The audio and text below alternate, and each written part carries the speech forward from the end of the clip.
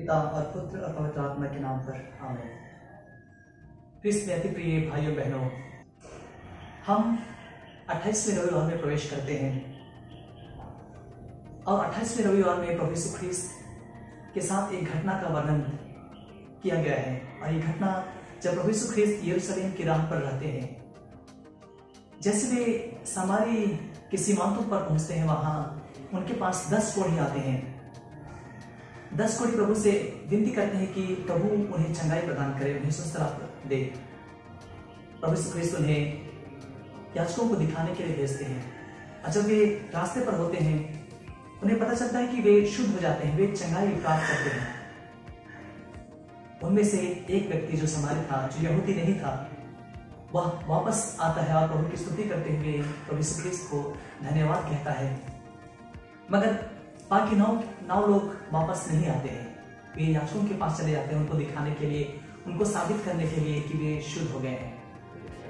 यह घटना हमें 2 बातें सिखाता है, 2 बहुत ही मुख्य बातें सिखाता है। पहला बात है, वे 10 के 10 लोग सबसे पहले विश्वास में आए। वे विश्वास में आए कि प्रभु यीशु ख्रीस्त उन्हें चंगाई कर सकते हैं, उन्हें स्वस्थ लाभ दे सकते हैं। वे सबसे पहले विश्वास में आए।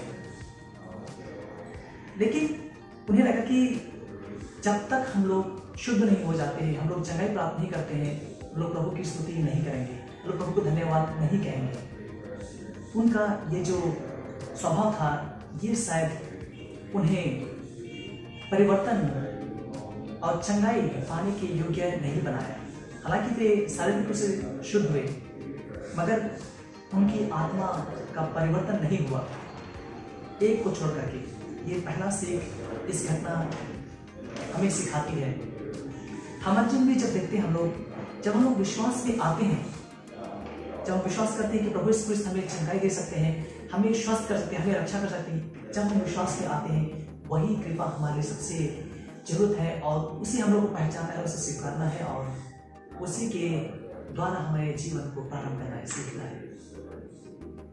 जब हम लोग विश्वास में नहीं आते हैं तो हमें कुछ नहीं मिलता है।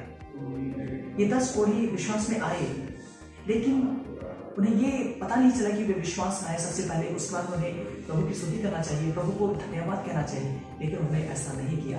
उन्हें लगा कि जब हम लोग शारीरिक रूप से, साक्षर रूप से, बाह्य रूप से भी हम शुद्ध हो जाएंगे, चंगे हो जाएंगे, तब हम प्रभु की स्तुति करेंगे और तब हम प्रभु को धन्यवाद देंगे।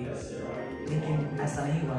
सिवाय एक व्यक्ति आकर के प्रभु को धन्यवाद कहा, प्रभु की स्तुति किया और एक व्यक्ति के जीवन में परिवर्तन आया और वो सारे हृदय से, सारे मन से वो प्रभु की स्तुति किया, इसीलिए उसका मन परिवर्तन हुआ और शारीरिक रूप से वो कोढ़ मुक्त हुआ और शुद्ध हो गया। दूसरा है, सही प्राथमिकता देना हमें बहुत आवश्यक है हमारे जीवन में। जैसे ये 9 कोढ़ी प्रभु को प्राथमिकता नहीं दिए। उन्हें लगा कि प्रभु यीशु ख्रीस्त आदेश दिए हमें याजकों को दिखाने के लिए। जैसे रास्ते में उन्हें पता चला कि वे शुद्ध हो गए, फिर भी उनकी प्राथमिकता उस याजकों की तरफ था। उन्हें लगा कि हम लोग याजकों के पास जाएंगे, उन्हें दिखाएंगे और वे साबित करेंगे कि हम लोग शुद्ध हो गए, तब उन्हें बाह्य रूप से समाज उन्हें स्वागत करेगा, उन्हें कोई अशुद्ध नहीं मानेगा, इत्यादि इत्यादि कई सारी चीजें हैं। और वे प्राथमिकता प्रभु को नहीं दिए। जहाँ से चंगाई प्रारंभ हुआ, जहाँ से उनकी विश्वास प्रारंभ हुआ, जहाँ से उनका परिवर्तन प्रारंभ हुआ, उन्हें छोड़ करके वे याजकों को दिखाने चले गए। यह प्राथमिकता प्रभु यीशु ख्रीस्त को नहीं दिया गया। हमारे जीवन में कई बार ऐसे होता है कि हम लोग विश्वास को प्राथमिकता नहीं देते हैं, प्रभु यीशु ख्रीस्त को हम लोग प्राथमिकता नहीं देते हैं। हमारे जीवन कई सारी अन्य चीजें हैं जिन्हें हम प्राथमिकता देते हैं, चाहे वो हमारा घर हो, हमारा धन हो, हमारा नौकरी हो, हमारे बेटे हो, हमारे परिवार, तरह तरह की चीजें हैं हमारे जीवन में जिसे हम प्राथमिकता देते हैं, लेकिन प्रभु को हम प्राथमिकता नहीं देते हैं। जब हम प्रभु को प्राथमिकता नहीं देते हैं, तब हमारे हृदय में कृतज्ञ भाव नहीं रहता है।